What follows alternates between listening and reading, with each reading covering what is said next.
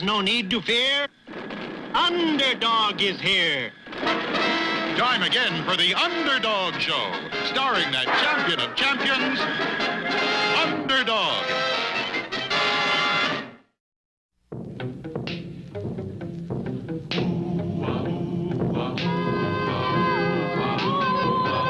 When criminals in this world appear and bring the laws that they should fear and frighten all who see or hear, the cry goes up both far and near for Underdog. Underdog. Underdog. Underdog. Speed of lightning, roar of thunder, fighting all who power of thunder. Underdog. Underdog. Underdog.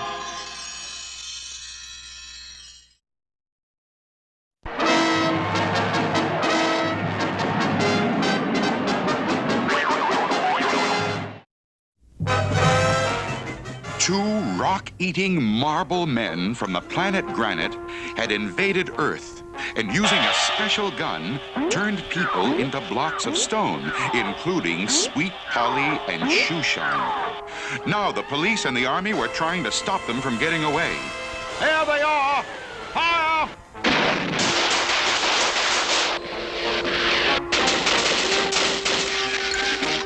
The gravel. We're being attacked. This ought to be fun.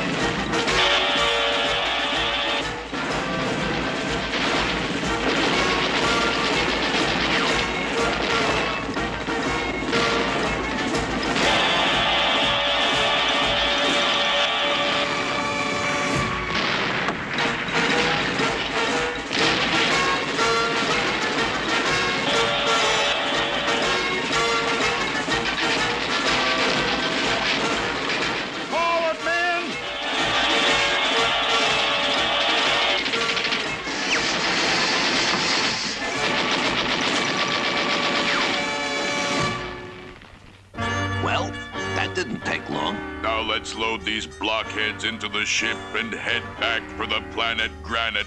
Yeah, and some decent food. These Earth stones just don't have the flavor of the stones of home. Well, come on then. If we don't get back pretty soon, we'll catch it from the leader. And so it was that a short time later, the 2 stone men with their cargo entered the throne room of Captain Marblehead, dictator of the planet Granite. We are back, O peerless leader, with the slaves, and we are returning to you the mighty Granite Gun. Well done. Guards, crack open the slaves. What's the meaning of this? Where are we? Who are you? I'll report you to the police. The police. Ha! Your pitiful police are 1,000,000 miles away. You are on the great planet Granite. We are the Marbleheads, and you are our slaves. Slaves? Oh my, slavery is a very evil thing. I beg you, sir, to stop this outrage. Stop it! Nonsense! We need slaves to work in the rock mines. You see, we live on rocks. They are our food. We have the most delicious rocks in the universe. But it is very difficult to mine the rocks. That is why we have slaves. Take them away to the mines.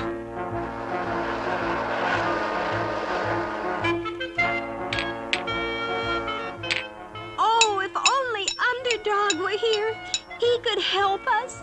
Oh, where has my underdog gone? Oh, where can he be? Oh, where has my underdog gone? Oh, where has he gone? Little did she know that Underdog was standing right next to her, but could not help without revealing his true identity. However, he had a plan. Why don't we revolt against these evil masters? Revolt? How can we? How can we revolt? We're no match for the marble, They man. have the Granite Gun. But we must try. We must capture the Granite Gun. It's our only chance. Slaves of the world, arise. You have nothing to lose but your chains. In the excitement of the revolt, I will have a chance to assume my real identity and save the day. Now, here's what we'll do. Will the revolt be a success? Will Shoeshine find a way to become Underdog? The answers lie ahead in our next exciting episode.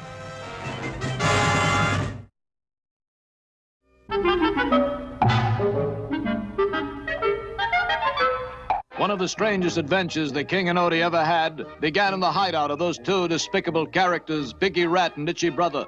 This particular day, Itchy was writing one of his poems, while Biggie was pacing up and down trying to figure out a way to take over the kingdom of Bongo Congo from King Leonardo. When... Come in. Like, wow, you see what I see, Big? Yeah. Okay, you guys, what's the pitch? Pitch? There's no pitch. We want to make peace. We come as friends. Let bygones be bygones. There's something phony about this. I smell a rat. Watch your language, Itch, or you'll end up scratched. All right, Kingsley, what gives? Well, you've always wanted the crown, so we're here to give it to you. In fact, he will give you his whole head, won't you, sire? Of course. Here you are. Yay! Biggie and Itchy were about to dive out the window when they heard a familiar laugh. It's Professor Messer. The man of 1,000 disguises. Who are you disguised as today, Mass? Today I am Messer the Mad Muscovite, world's greatest inventor. I have invented everything. Baseball, Fitzball, radio, razor. No matter what has been invented, I have invented it first.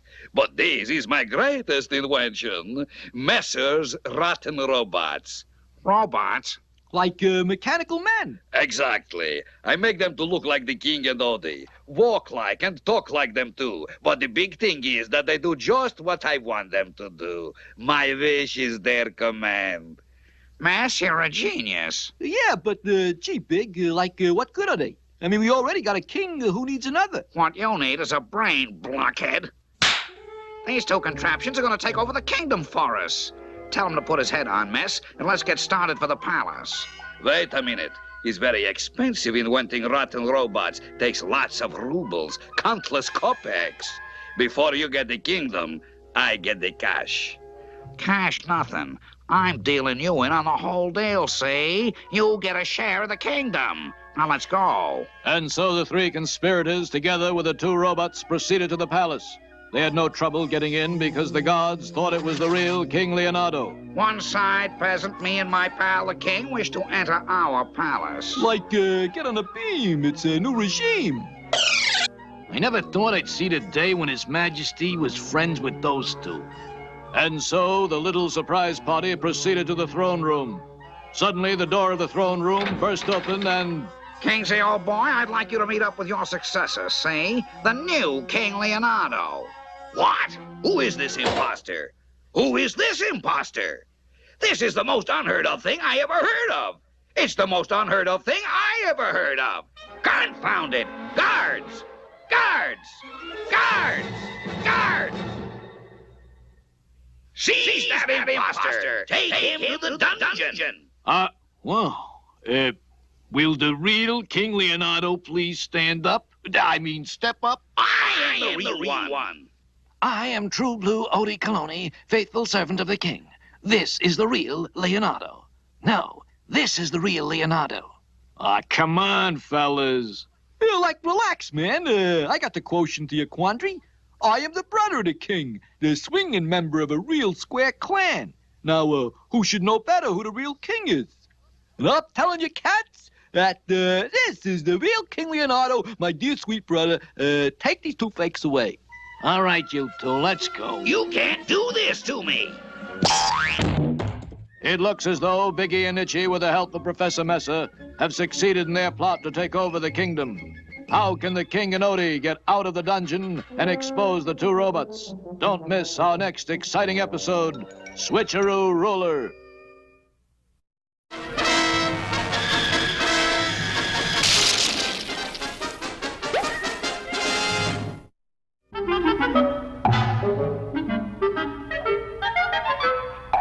last episode, the King and Odie were in real trouble. Professor Messer, masquerading as a mad Muscovite, had invented 2 robots who looked exactly like the King and Odie.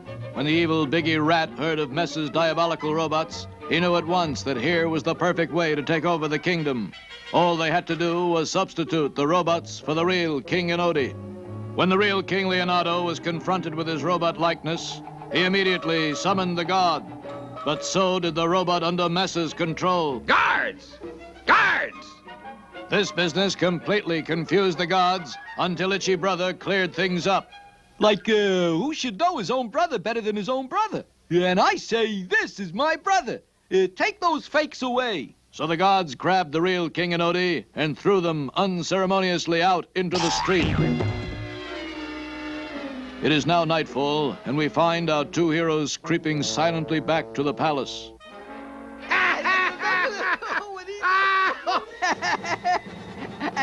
Did you see my royal brother when that robot walked in? Oh, that killed me, you know? Robot? I see it all, sire. Professor Messer made robots to look exactly like you and me. They're going to make the people of Bongo Congo think that the robot is king. And since they run the robot, they can run the kingdom. Why, that's the most unheard of thing I ever heard of. Shh, sire. Listen. Okay, you guys, cut the clowning. This is Biggie talking, see? And we've got serious work to do. First off, I called a council meeting for tomorrow morning. Then my buddy, the king here, is going to tell him that he's tired of being king and he's turning the whole shebang over to Biggie Rat. From then on, I'll be running things in Bongo Congo. Yeah, Big, I dig. The rotten robot, renounces the royal rigmarole. I've heard enough. They can't... Wait, sire. I have a plan. At dawn the next day, the 2 friends crawled through a palace window and moved cautiously to the place where the 2 rotten robots stood. We must change places with these robots, sire, and pretend we are the robots until we can expose the plot in front of the entire council. Quickly, the King and Odie pushed the 2 robots into a closet and locked the door. Then they assumed the stiff pose of the robots. A short time later, Biggie, Itchy, and Professor Messer entered the room. Well, here are 2 friends patiently waiting to be of service. Come, Itchy, comrade, let us dust them off. Is not right that greatest inventions of world's greatest inventor should be dust covered? Yeah, this little old feather duster will do the trick.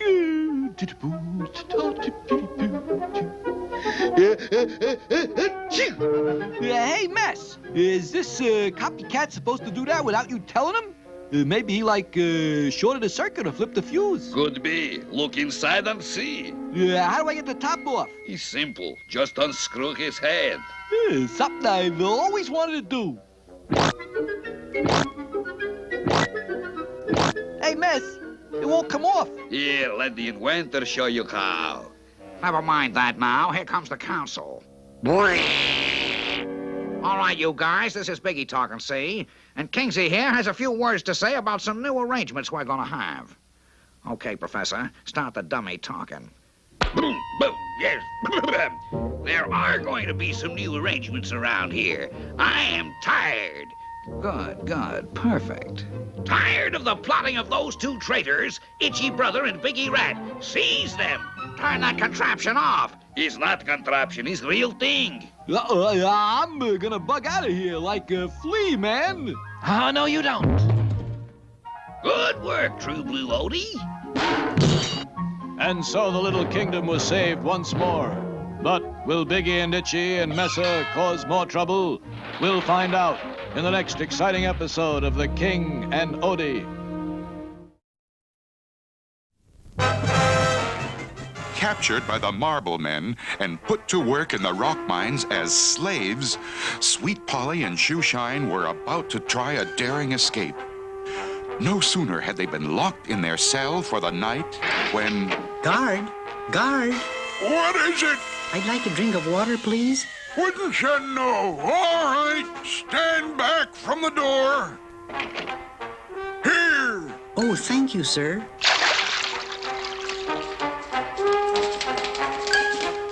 Let me out! Let me out! So far, so good. Now to capture the Granite Gun. Captain Marblehead always keeps it in his throne room.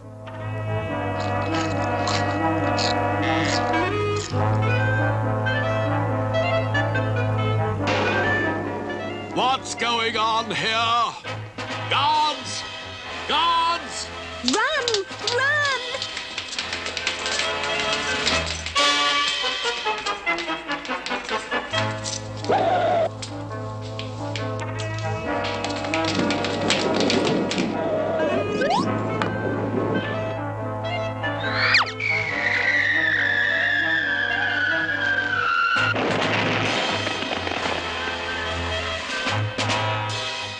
Now is my chance.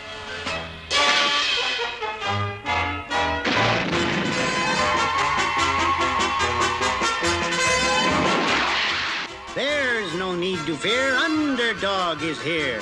It's Underdog! We're saved! Get him! Get 'em, boys!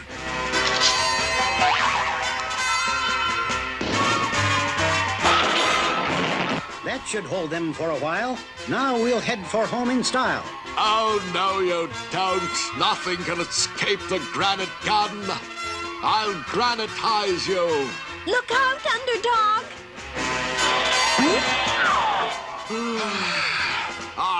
You see?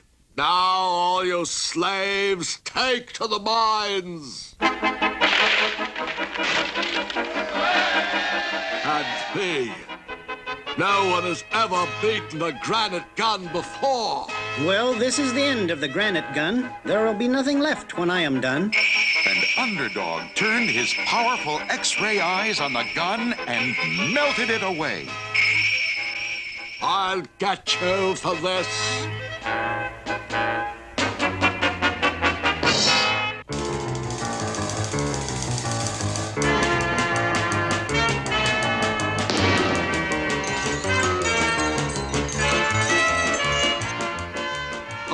I quit, you win. Hooray! Now your slaves are all set free, and I'm taking them back to Earth with me. But what will we do about the rock mines? Rocks are only food. Who will mine them? Mine them yourselves and do not shirk. You'll find food tastes better when you do the work. Now all to the flying saucer and... But wait, Underdog. Shoeshine's missing. We can't leave without him. Get into the saucer. That's what to do. I'll go and find your friend for you. And while Polly and the others entered the saucer, Underdog ducked behind a pillar and quickly emerged as Shoeshine. Hurry, Shoeshine. We're about to take off. Where's Underdog? He's going back by way of Mars. He said to say goodbye. Oh, dear.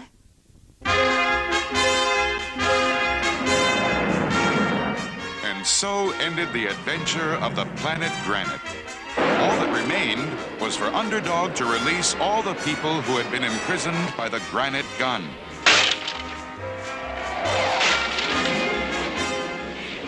And once more, people could say, Look, in the sky.